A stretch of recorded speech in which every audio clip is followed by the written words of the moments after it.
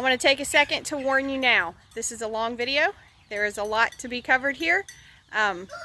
It's been a busy day and my editing skills are not fabulous, so I really don't know how to put this together to make it much shorter.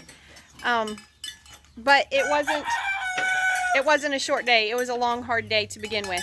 So buckle up. It might be a long ride, but thank y'all for always watching our videos and supporting us that way. Good morning from the farmer's garden. I'm one of the farmers and I'm starting my day. It's a little after 7.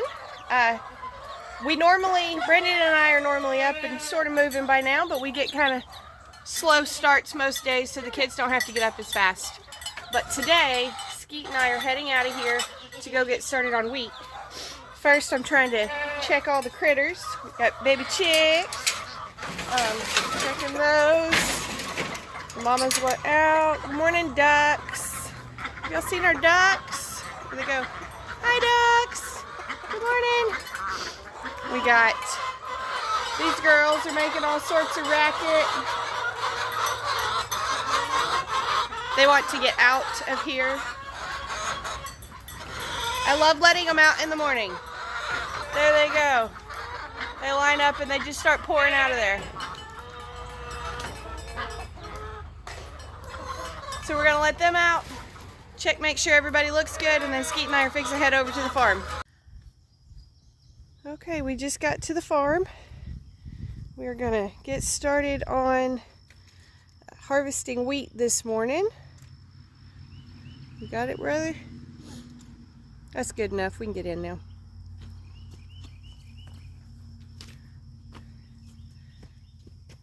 I think, oh, we got bunny rabbit tracks. I think we're about halfway done with wheat. We've taken home over 100 bundles. There's enough here to make it 150 for the week. There's a lot of weeds still out there, but I'll try to show you what's left as far as wheat goes. So some of these areas we're going to leave. The goats are going to come in and graze it. Like this through here where it's like straight up in the weeds, we may leave that. But you can see those bits of brown through there. That's what we still need to get out. So we're hoping by starting earlier in the day while it's cooler, we'll be able to work a little faster, a little longer. We've been petering out pretty soon. Bent over in the sun gets hot fast. So we're gonna get started on that.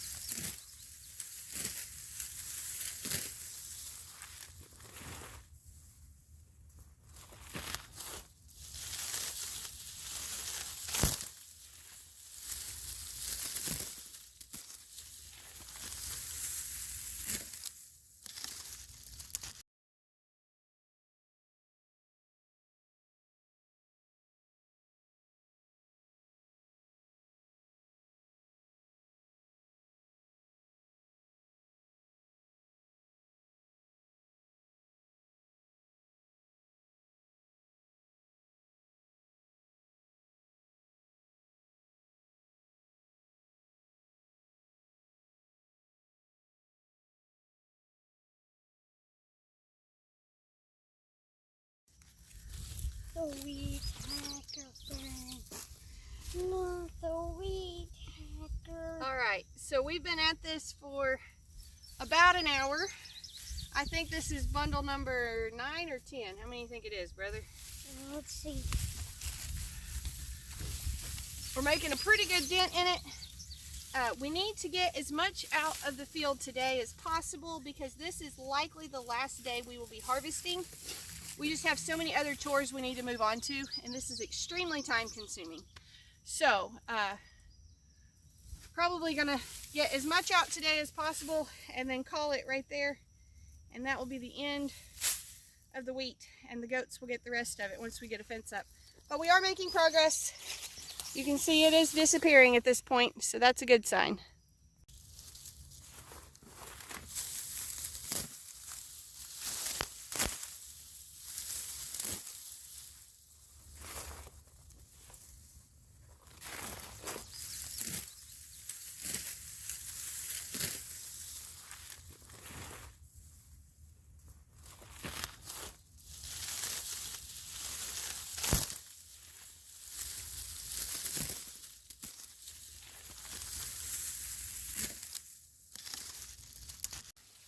Okie doke, it is 10:30. This is probably getting close to where we're going to call it a day. Mouse. What? There's a mouse right there beside you. In front of you. You're kidding me. Nope. See it? Oh, I do see it. Okay, cool. I don't like mice. If I found a snake out here, I'd scream, but I don't like mice, and I hadn't even actually considered them. That's what we're hearing squeak, brother. It's a mouse nest. Okay, so it's 10:30. We're about to finish up out here for the day because we have some other things to do. We've got nearly 30 bundles. I'm fixing to make number 30 right here. We may make a few more in a little bit, but we've got to go pick plums and stuff like that first. But overall, 2.5 hours, 30 bundles. That's not a bad day. It's gone pretty smooth. It was nice to get started before it was quite as hot. Like I said this morning, we usually don't get moving real early. We let the kids sleep a little bit and we get moving a little slow in the morning. I know that sort of bites us in the hiney as far as the heat goes, but that's just what works better for us. So getting out here, I think Skeet and I started a little before 8, and we've been at this. We are nearly done. So this would make 180 bundles total this week. We don't have nearly all of it thrashed, so we really don't know yet what that's yielding.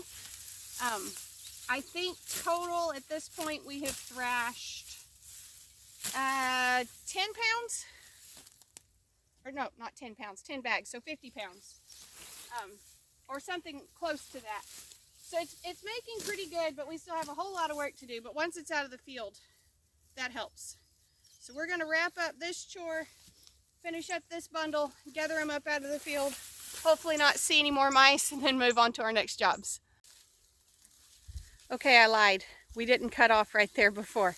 We got another 10 bundles. So I think that's where we're going to stop just because we have other chores to get to. And this is probably all the wheat that's coming out. We may get a little bit more next week. It just kind of depends on how the wheat goes. Mostly the rest of this is getting fenced, and we'll be letting goats in. Not just for the wheat. They'll get to eat the wheat. Mostly for all these woods back here. We need to get them cleared so that we can start working towards having that ready for the farm. But there's about 100 bundles at home. There's almost another 100 here. We're going to call that good. We've probably lost count somewhere. I'm sure we got 200 bundles total. But like I say, there's still some out here, but that's where we're calling it. So the kids have gone and picked squash. And now we're going to see about going up and picking some plums next.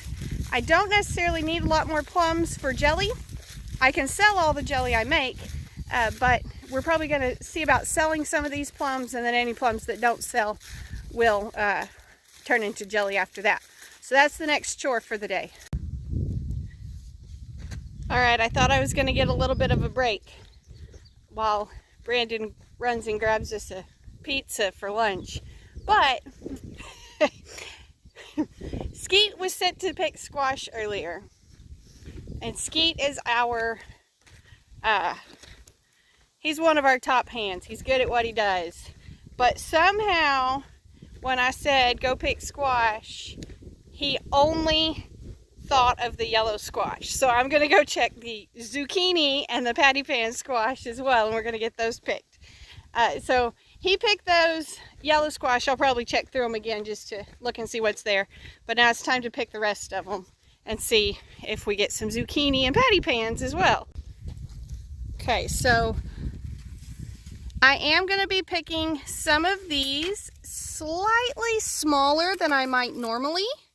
The reason is tomorrow is market, and so that gives us extra for market, but also it keeps us from having to immediately pick them tomorrow afternoon or Sunday afternoon and then store them all week. We can take them fresher. So first part of the week, we only pick really large squash. So like Monday, Tuesday, and Wednesday, we only pick the really large ones. And the closer we get to market day, the smaller we pick. That way we don't have those same squash turn around and be huge and then have to be picked and stored longer, if that makes sense. So we'll be picking some of these slightly smaller. That's what I'm going to do through here. I am noticing through here that we do have a little bit of a pollination situation going on. So we have some that are just not filling out great. It's partly pollination and partly water. So again, our irrigation is not hooked up yet. The well is drilled. There's a pretty one. The well is drilled, but there's no power to it yet. So we're waiting on that before we can irrigate. So it's partly pollination and partly water, but they get smushy like this. And that tends to be something that we see, especially the pollination part. We see that early in the season, just because the bees haven't found them quite as well yet. So that's kind of normal for us, frustrating, but pretty typical for our farm. Now that I have finished picking, I'm cracking up that Skeet was like, oh, I only found a few squash. Only found 7. Dude, you didn't finish. Poor guy. All right, let's check tomatoes as well. Okay, if you'll remember, we had that massive rain. You could still see the blank spots in there, but the tomatoes were washed out really bad, and they have made a tremendous comeback. They're looking fabulous. We would love to have another rain for them. They need that to continue to set fruit and do well. But they're blooming. I'm not finding a lot of fruit, mostly because these are cherry tomatoes, and so they're going to be a little tiny. There's some. But it is in here. It is coming. So we'll just check through here, especially checking for bugs, and then looking to see if there are any tomatoes starting to come and be ready. These are chocolate cherries in here, I think. I think chocolate cherries. That or sweet hundreds. I'm not sure which. But they're setting fruit pretty good in there. See quite a few, but nobody is starting to turn pink yet, so it's still a little bit before we're ready to pick. Okay, we finished checking tomatoes. I'm going to look at potatoes now. One of the reasons that we have had to just say good enough is good enough on the wheat is because these will need to be coming out very soon. Potatoes will be a quicker deal than the wheat, but this is still probably 2 days of digging for us. Now what we do is we run the tractor through and run deep under those rows and break them up. We're going to wait for the plants to die back a little better. Those right in there, these that are brown, are kind of what we're looking for. We're waiting for the plants to die back. That tells us that they're not going to make any bigger potatoes. And if we'll let the potatoes sit in the ground just a little bit after they die back, that hardens those skins and helps them to save better. Now some people prefer their potatoes, what we call new potatoes, meaning that the skins did not harden. Personally, I'd like to be able to store them a while. All right, these are peas over in here. I cannot remember what's what because I wasn't here, but I think it's like 8 rows of black eyes. These are all black eyes through here. Somewhere in here it swaps.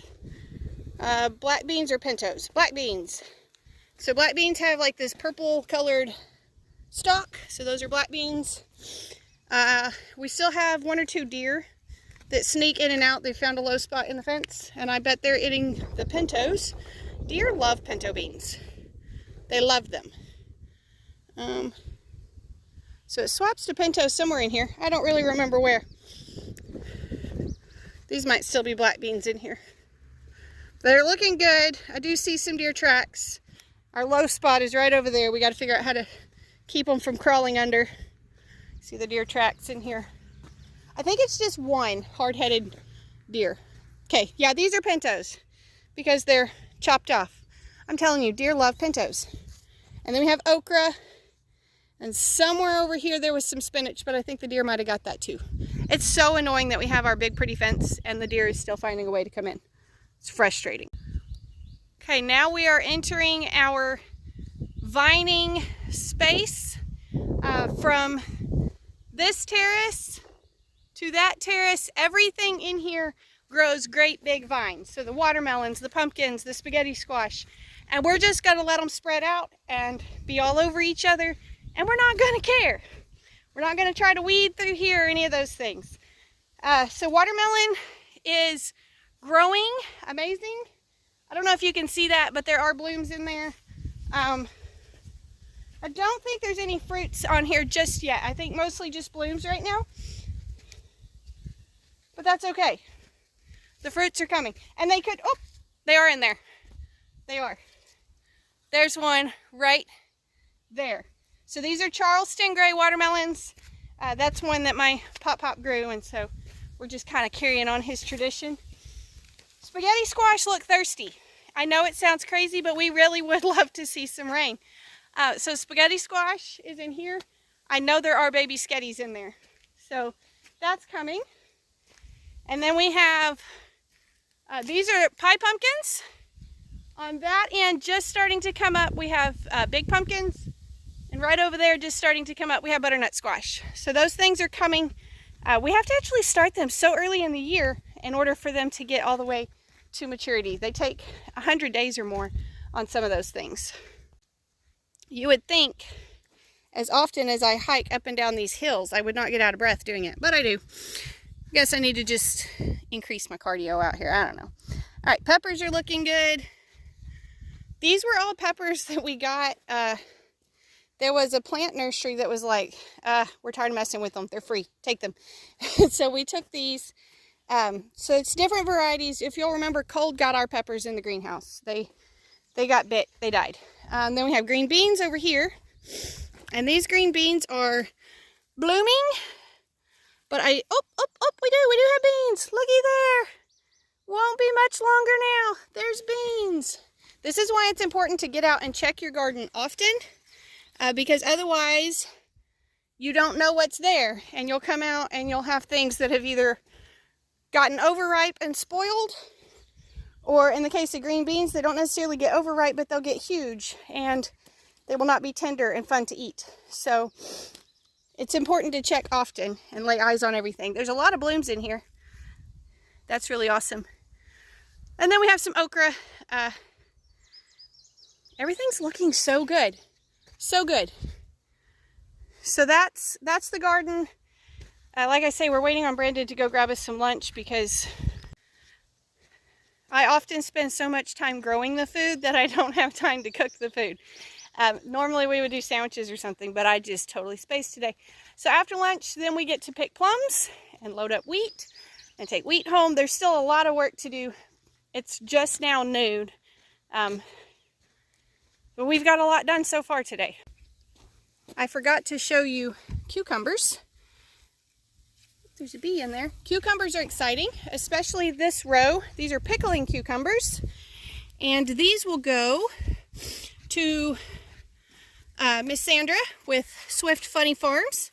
And she will make her delicious pickles out of them. There's a baby pickle right there. So we typically call these the pickles and those the cucumbers. Obviously,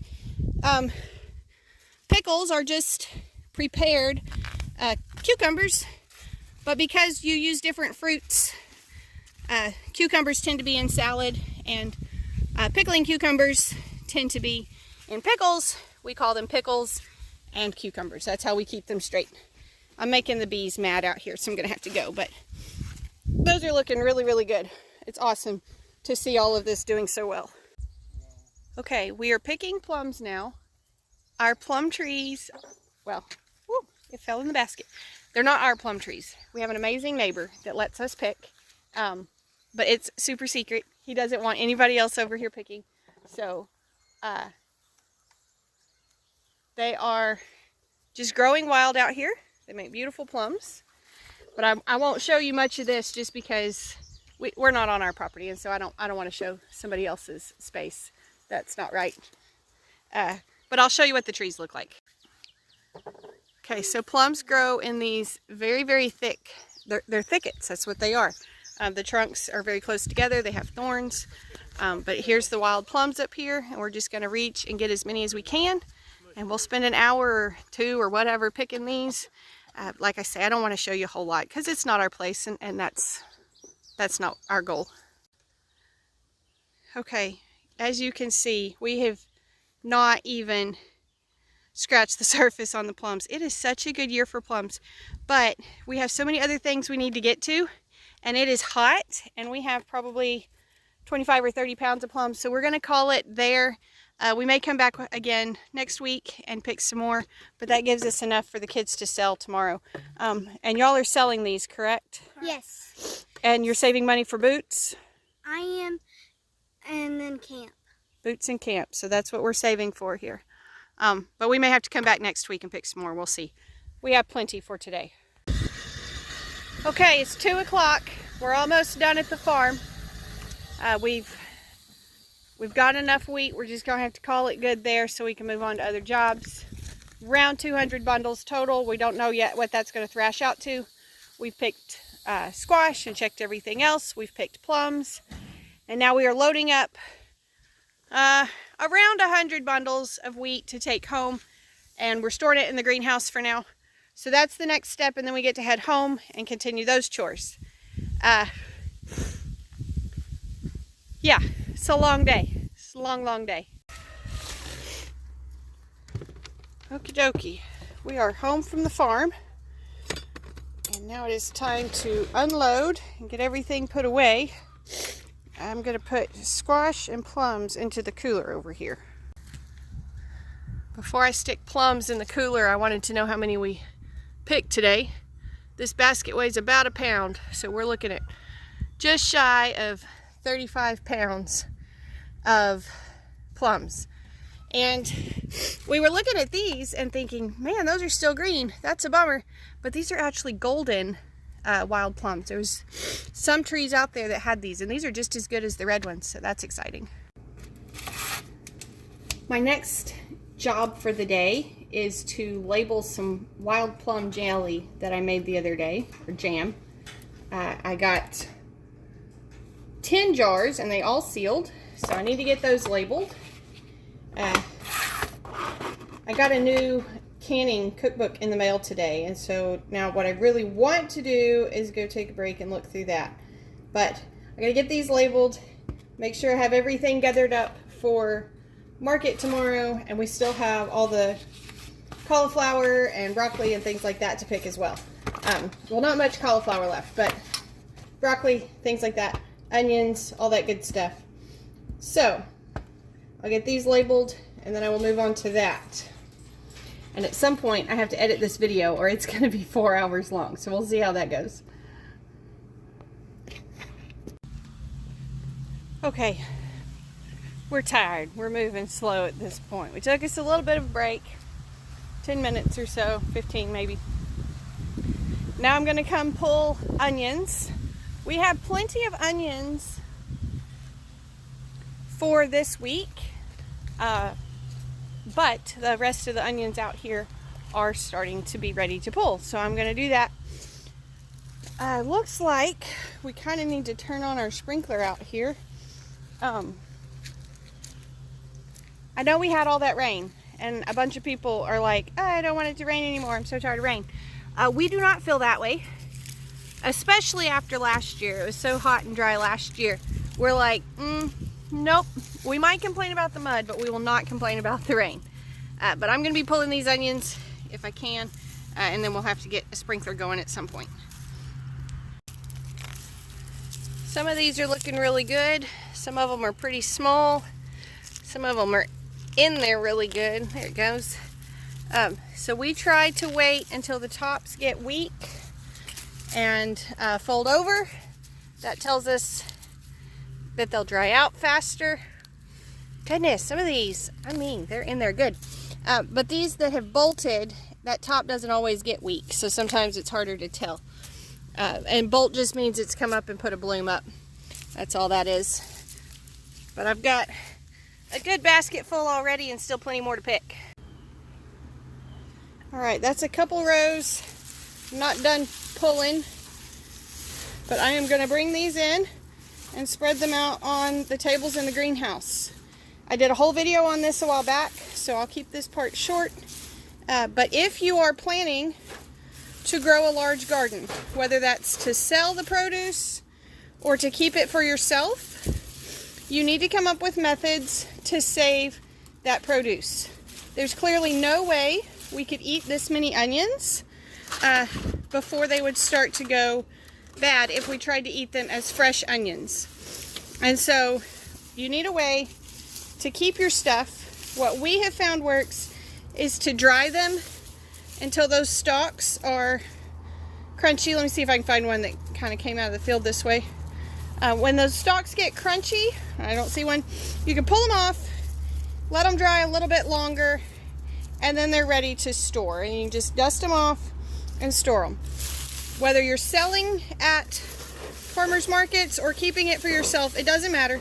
You need to come up with some method to make your stuff last a little bit longer, because you're just not going to be able to sell it or eat it every single time you get it picked. Can't happen. So those are spread out. I'm going to go pull some more. But those will dry in here for a few days before we remove the tops. Then we take them in the house to take some of the greenhouse heat out of them, and then we move them to the cooler after that. While I'm pulling onions, Brandon is getting cauliflower. Cauliflower, oh, and broccoli. Look at the broccoli. These are not crops that we are great at yet. We still grow them in pretty small quantities while we practice and learn about them. The cauliflower especially tends to be kind of picky. So, like, there's a little bit of bug damage. They do tend to yellow because the leaves, if they wilt and come off of there, they yellow. As far as the flavor goes, it's still great. It's just not a beautiful crop. So we don't grow a whole lot of it while we still try to figure out what we're doing. But he's picking that. I'm going to finish pulling onions. These onions were planted later, so we do have a whole other batch of onions. Those are the ones I'm working on over in those 2 rows. We'll get all this picked and then move on to the next thing. Okay, Brandon is starting to pull heads off of some wheat and get some thrashing done. I've got to get eggs washed and put in cartons for tomorrow. So that's what I'll be doing for a little bit. At least it's inside in the air conditioner now, because it's really getting pretty warm and untarred. All right, it is 4 something, nearly 4:40. Brandon is sitting out here plucking heads off of wheat, but he has a fan, so he's kind of spoiled. We're fixing to go feed. How many bundles of wheat have you done this with today? I lost track. A bunch. I've probably done at least 20 today. So as we get the heads pulled off of them, that gets us one step closer to thrashing. Probably not anymore is going to get thrashed today, but we're getting it pulled apart. We keep trying to use the straw that's left as bedding in the goat barn, and they keep eating it, so that's happening. But we're fixing to go feed. That's the next step for the evening. Everybody's coming to say hi. They know it's feeding time. Oh, hi Nubbins.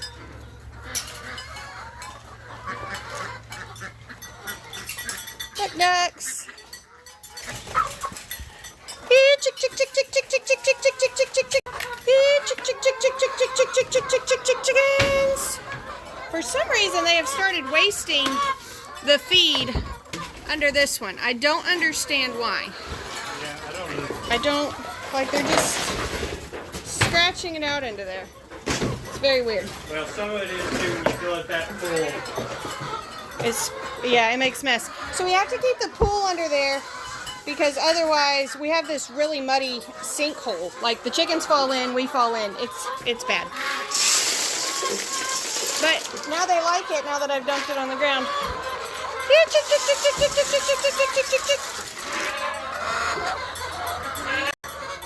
This group should start laying in a few weeks.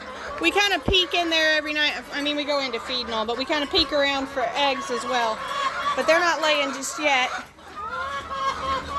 We got plenty over here though.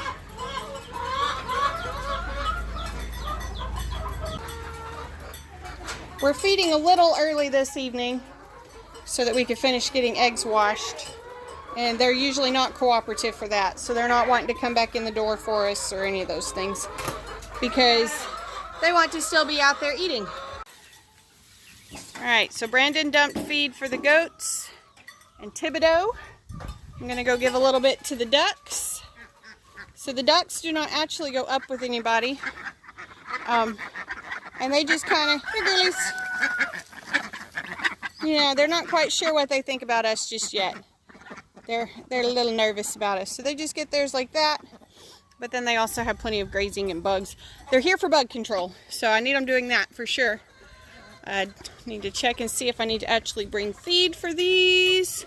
Those have feed, but the chicks might need some. Alright.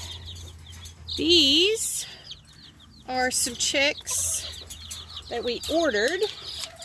I can't do this with one hand. Here we go. We ordered these girls and boys. The yellow ones are called Delaware hens, and the red ones are Rhode Island red roosters.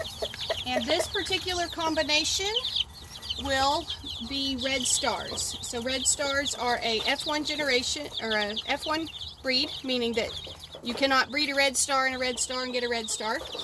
It begins as a Delaware hen and a Rhode Island red. So that's what these ladies are for. Excuse you. And it is warm enough. We're not even using a heat lamp for them during the day. We have it on a little bit at night, but that's it. And I got these pretty guys down here. And they are laying really good in this pen. This is our breeding flock right now, but they are laying really good for us. All right, time to feed the babies. We have 3 or 4 age groups in here now. We are not certain how many are here. Between 80 and 100. And most of them look pretty good. We've got a few that are being kind of henpecked. Part of that is just having a group this big. But it's also partly crowding around the feeders, so we're going to have to get a few more feeders.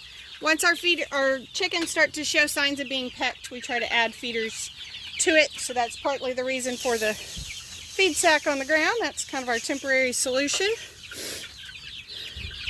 There's a big pretty one right there. Not seeing a whole lot of combs in here, which makes me happy because at this age, if they were developing combs, they would likely be roosters. So I'm glad to not see a whole lot of those happening.